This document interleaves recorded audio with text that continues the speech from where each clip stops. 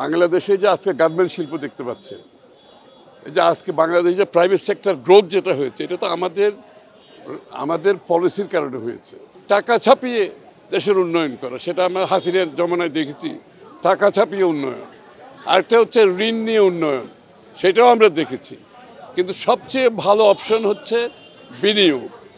বিনিয়োগের মাধ্যমে যে উন্নয়ন হবে সেটা হচ্ছে সাস্টেইনেবল উন্নয়ন। বিএনপির রাজনীতি তো হচ্ছে বিনিয়োগের রাজনীতি।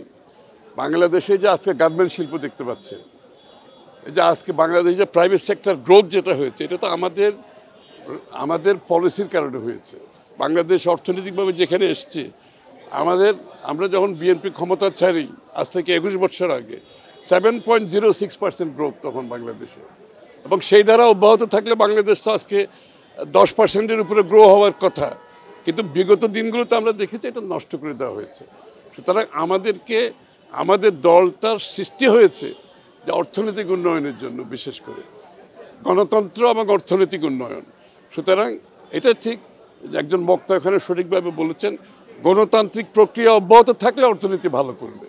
সুতরাং আমাদেরকে গণতান্ত্রিক প্রক্রিয়াকে অব্যাহত রাখতে হবে, গণতান্ত্রিক প্রক্রিয়া শুরু করতে হবে। সুতরাং সেটা অবশ্যই একটা নির্বাচনের মাধ্যমে, নির্বাচিত সরকারের মাধ্যমে গণতান্ত্রিক অর্ডার ফিরিয়ে আনতে হবে। এবং সেইখানেই কিন্তু বিনিয়োগকারীদের বেশি কনফিডেন্স, তারা চায় যে একটা এখানে ডেমোক্রেটিক অর্ডার কন্টিনিউ করুক, তখন তারা বেশি কনফিডেন্স পায়। এখন যে কোনো ব্র্যান্ডের পুরাতন এসি বদলে নতুন ওয়ালটন এসিতে উপভোগ করুন 25% ছাড়।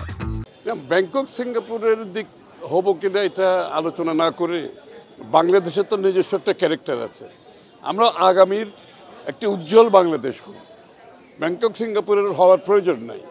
বাংলাদেশের কনটেক্সট ডিফারেন্ট, সুতরাং আমাদেরকে বাংলাদেশের যে সম্ভাবনা আছে এইটার উপর আমরা যদি সঠিক বিনিয়োগ করতে পারি, দেশি বিদেশি বিনিয়োগ আসে, তাহলে দেশের অর্থনীতি সঠিকভাবে এগিয়ে যাবে। এর তিনটা পন্থা আছে। একটা হচ্ছে আপনি টাকা ছাপিয়ে দেশের উন্নয়ন করা, সেটা আমরা হাসিনার জমানায় দেখেছি, টাকা ছাপিয়ে উন্নয়ন। আরেকটা হচ্ছে ঋণ নিয়ে উন্নয়ন, সেটাও আমরা দেখেছি। কিন্তু সবচেয়ে ভালো অপশন হচ্ছে বিনিয়োগ। বিনিয়োগের মাধ্যমে যে উন্নয়ন হবে সেটা হচ্ছে সাস্টেইনেবল উন্নয়ন, এবং এই জন্য দেশি বিদেশি বিনিয়োগের প্রয়োজনীয়তা অত্যধিক। একটি অর্থনীতি যদি সামনের দিকে এগিয়ে যেতে হয়, আমার মনে হয় থার্ড অপশন যেটা হচ্ছে বিনিয়োগের মাধ্যমে, সেটা প্রাইভেট সেক্টর দেশের বাইরে থেকে বিনিয়োগের মাধ্যমে সত্যিকার অর্থে একটা সাস্টেইনেবল ইকোনমি আমরা করতে পারবো। এই জন্য আপনারা জানেন, আমরা বিএনপির পক্ষ থেকে আমরাও যখন ক্ষমতায় এসেছিলাম তখন 91-এ একটা বিশাল এরকম ইনভেস্টমেন্ট সামিট করেছিলাম সোনারগাঁও হোটেলে।